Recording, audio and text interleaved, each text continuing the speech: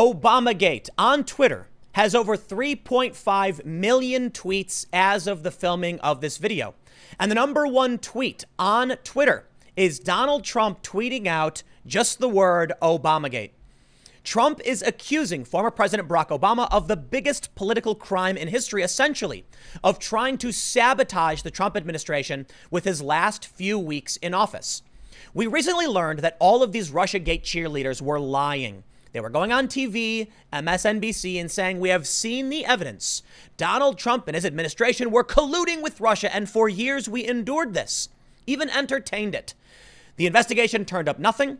And with the release of these transcripts, we now know that these people pushing the conspiracy under oath and behind closed doors changed their tune a total 180. No, they said, we've never actually seen anything.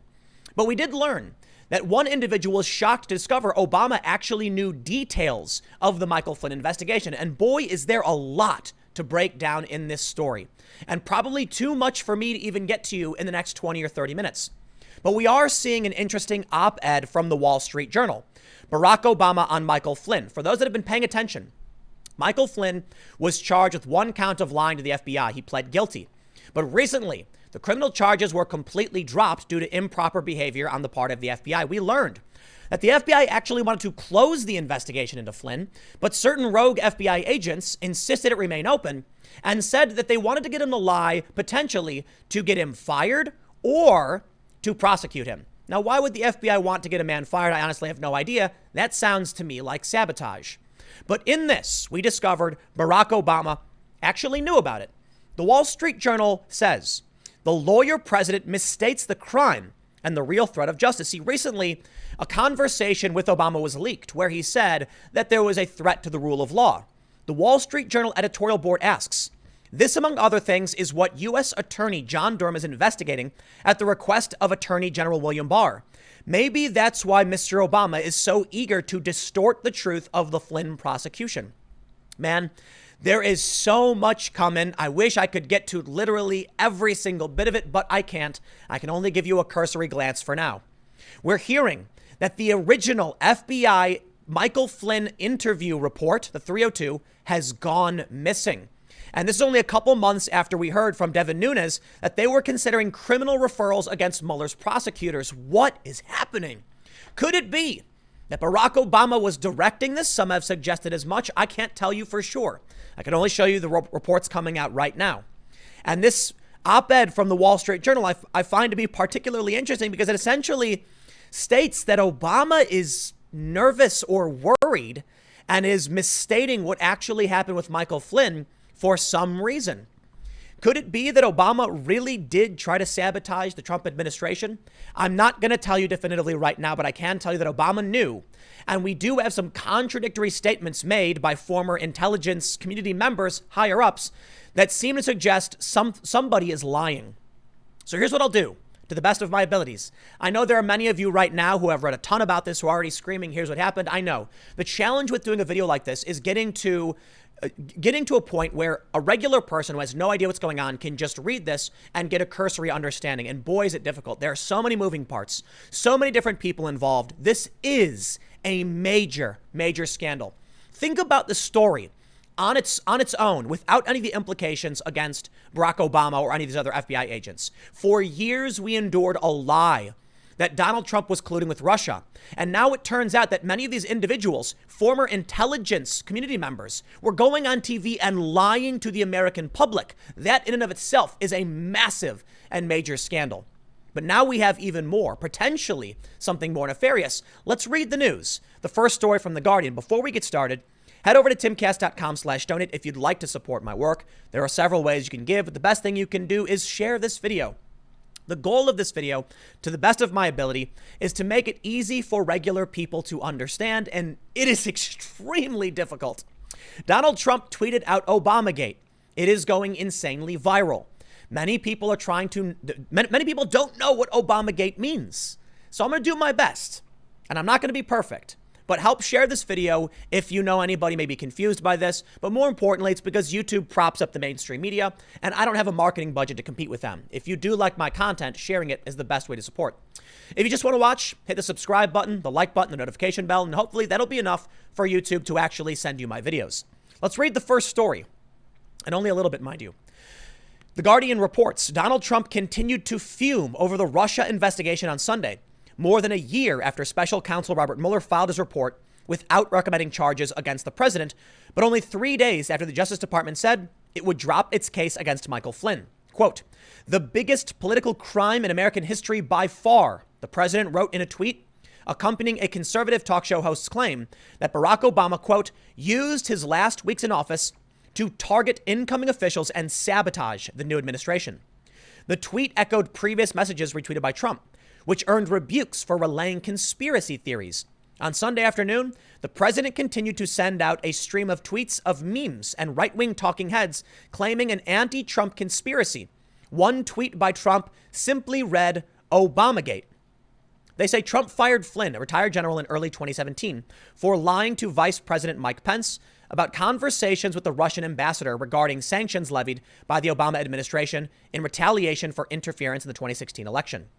The U.S. intelligence community has long held that such efforts were meant to tip the election towards Trump and away from Hillary Clinton, the Democratic nominee. Flynn pleaded guilty to lying to the FBI, which Trump has acknowledged, and cooperated with Mueller, who was appointed to take over the investigation of Russian interference after Trump fired FBI Director James Comey. Mueller did not establish a criminal conspiracy, but did lay out extensive links between Trump and Moscow and instances of possible obstruction of justice by the president. Flynn sought to change his plea. Now, ultimately, I think we get the gist of this. Flynn sought to change his plea when new evidence emerged. And we'll break this down over at the Wall Street Journal piece, which gives you better context. And ultimately, the charges were dropped. Now, Donald Trump tweeted the biggest political crime in American history. But this tweet right here, Obamagate, has 101,000 retweets. It is the most retweeted. It is the most quoted and most replied to tweet currently. Because, well, people are certainly fighting over this. But there are almost 4 million tweets calling out Obamagate. I'm sure many of those are people who are mocking the president. But in response to this, Trumpgate started trending, even though Trumpgate only had tens of thousands of retweets. But before we get into the potential criminal implications, I want to show you this Wall Street Journal opinion piece, which breaks down Obama's statements on Michael Flynn, and to give you some context. Now, the Wall Street Journal does lean right in their opinion, but they are as mainstream an establishment as they come. Check this out.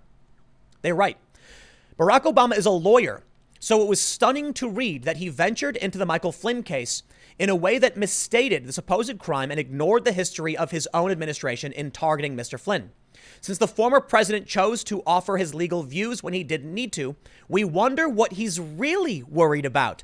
Dare I say, is the Wall Street Journal implying Obama is worried about being implicated criminally? Quote, there is no precedent that anybody can find for someone who has been charged with perjury just getting off scot-free, Mr. Obama said in the Friday call to about 3,000 members of the Obama Alumni Association. The comments were leaked to Yahoo News and confirmed by Mr. Obama's spokeswoman to the Washington Post and other outlets. Mr. Obama added, that's the kind of stuff where you begin to get worried that basic, not just institutional norms, but our basic understanding of rule of law is at risk. And when you start moving in those directions, it can accelerate pretty quickly, as we've seen in other places. They go on to say, even discounting for Mr. Obama's partisan audience, this gets the case willfully wrong. Mr. Flynn was never charged with perjury, which is lying under oath in a legal proceeding. Mr. Flynn pleaded guilty to a single count of lying to the FBI in a meeting at the White House on January 24th that he was led to believe was a friendly chat among colleagues. As for scot-free, that better applies to former President Bill Clinton, who lied under oath in a civil case and was impeached for perjury, but was acquitted by the Senate. We understand why Mr. Obama wouldn't bring that up. They say we doubt Mr. Obama has even read Thursday's Justice Department motion to drop the Flynn prosecution.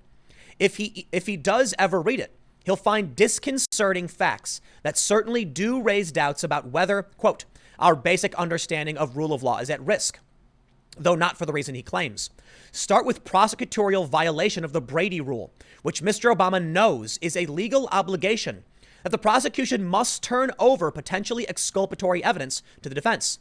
Yet prosecutors led by special counsel Robert Mueller didn't disclose that the interviewing FBI agents at the time didn't think that Mr. Flynn had lied about a phone call with the Russian ambassador.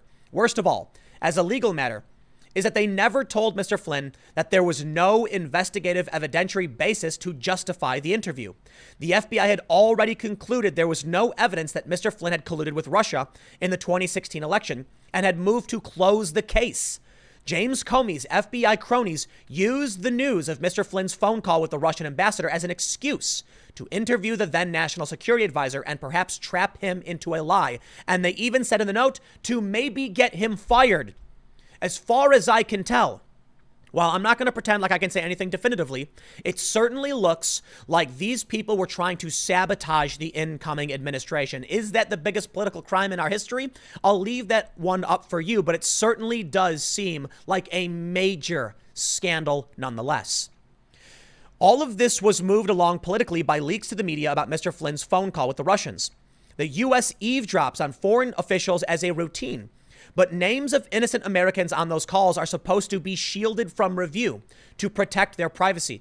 Yet senior Obama officials have had to acknowledge that they unmasked Mr. Flynn's name and others in their last months in power. Then, what a surprise, news of Mr. Flynn's call and its contents pop up in the Washington Post. Did someone say institutional norms? All of this raises questions about the role the Obama Justice Department and White House played in targeting Mr. Flynn. We already know the FBI had opened a counterintelligence probe into Mr. Flynn and other Trump campaign officials. It had come up with no evidence of collusion. Donald Trump's victory increased the chances that this unprecedented spying on a political opponent would be uncovered, which would have been politically embarrassing at the very least. Targeting Mr. Flynn and flogging the discredited Steele dossier kept the Russia collusion pot boiling and evolved into the 2-year Mueller investigation that turned up no evidence of collusion. This, among other things, is what U.S. Attorney John Durham is investigating at the request of Attorney General William Barr. Maybe that's why Mr. Obama is so eager to distort the truth of the Flynn prosecution. I remind you, this is not some conspiracy theory website. This is the Wall Street Journal's editorial board. Now, this is as mainstream as it comes. Is Obama nervous? Is something coming his way? The only thing I could speculate is that, based on this, that Obama and his administration launched the investigation into Trump, made the claims they did, thinking he would never win. The one thing I see that benefited them, knowing there was no Russian collusion, but they wanted the investigation anyway, it stopped Donald Trump from purging the swamp, getting rid of these people and going after those who were trying to sabotage his administration. When Trump tried making moves to fire any of these intelligence community members, people would, if he did, they would accuse him of obstruction of justice because he was being investigated. But now we know, based on the released transcripts, these people knew there was no evidence. They had never seen any. They were simply jamming up Donald Trump's administration. This is a major and massive scandal. Now, this is where things get really crazy. Over at the National Review, Andrew McCarthy reports Obama officials and FBI collaborated to invent the Russian collusion narrative. Wow. Now, look, you can call them biased, but that is a bold statement of fact, saying the FBI coordinated very closely with the Obama White House on the investigation of Michael Flynn, while the Obama Justice Department was asleep at the switch. That is among the most revealing takeaways from Thursday's decision by Attorney General Bill Barr to pull the plug on the prosecution of Flynn, who fleetingly served as President Trump's first national security advisor. Flynn had been seeking to withdraw his guilty plea. This we know. But check this out. They say that these conversations took place has been known for over 3 years, ever since a still unidentified government official leaked that classified information to the Washington Post. For almost as long, it has been known that the FBI became aware of the Flynn-Kislyak discussions very shortly after they happened. That's the Russian ambassador. What was not known until this week was that then acting Attorney General Yates was out of the loop. She found out about the discussions nearly a week afterwards from President Obama, of all people. This was a White House powwow on January 5th. That was the day when the chiefs of key intelligence agencies briefed top Obama White House officials on their assessment of Russia's meddling in the campaign. After the main briefing, the president asked Yates and the FBI director, James Comey, to stick around to meet with him. along with Vice President Biden and National Security Advisor Susan Rice. Yates was taken aback when Obama explained that he had learned of the information about Flynn and his conversation with Kislyak. She was startled because she later told investigators she had no idea what the president was talking about. Yates had to figure things out by listening to the exchanges between Obama and FBI Director Comey.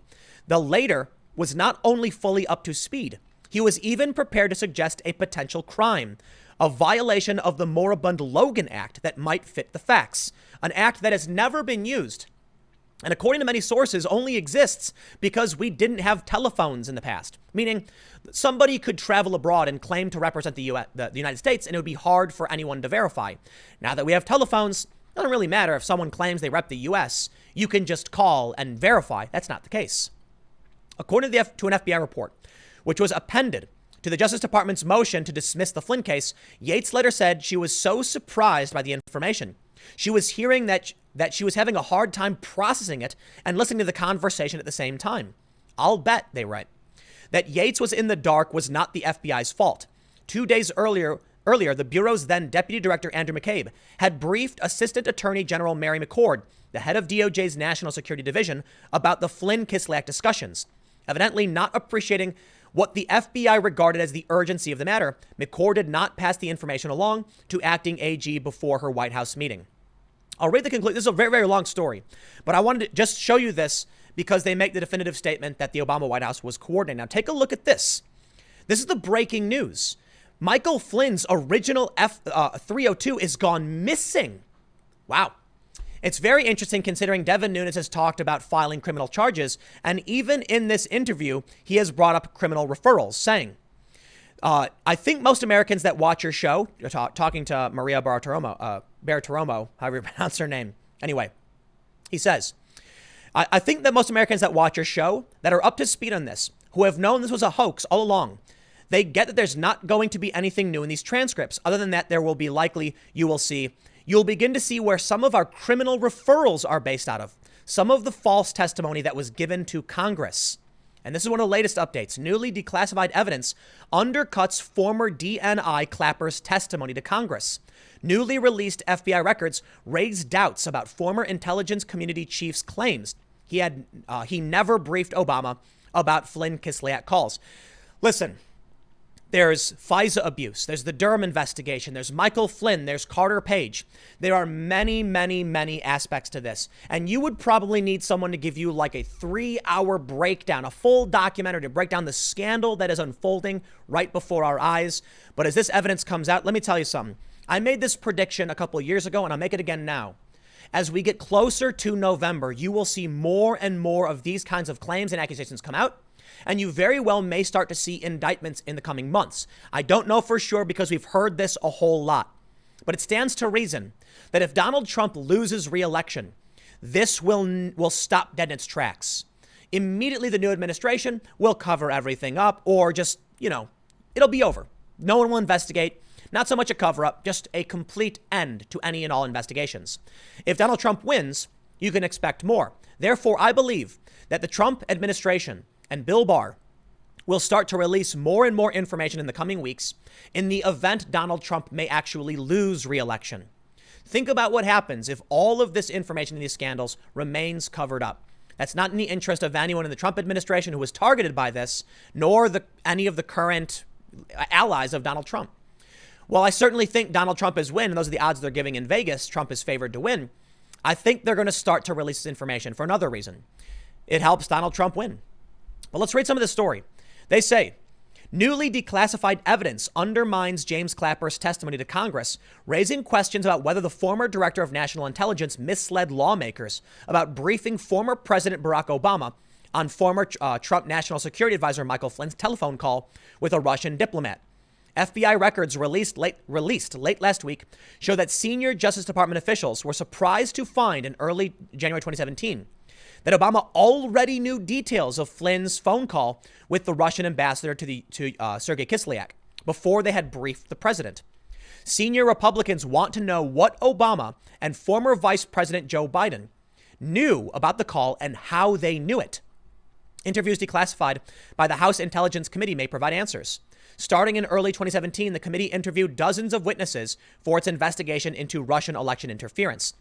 In a July 2017 interview with Clapper, Republican members asked if he had briefed Obama on the phone calls. No, Clapper said. Clapper's denial conflicts with earlier congressional testimony provided by former FBI Director James Comey. According to Comey's March 2017 account, he briefed Clapper on the Flynn Kislyak calls and then gave the former DNI copies of the transcripts as he requested. In the first week of January, said Comey, Clapper briefed the president and the vice president and then President Obama's senior team about what we had found. Comey's testimony squares with the account of former FBI Deputy Director Andrew McCabe in his 2019 book, The Threat. McCabe writes that after an analyst shared the information with him, he shared it with Comey. Comey shared it with the Director of National Intelligence, James Clapper, and Clapper verbally briefed it to President Obama.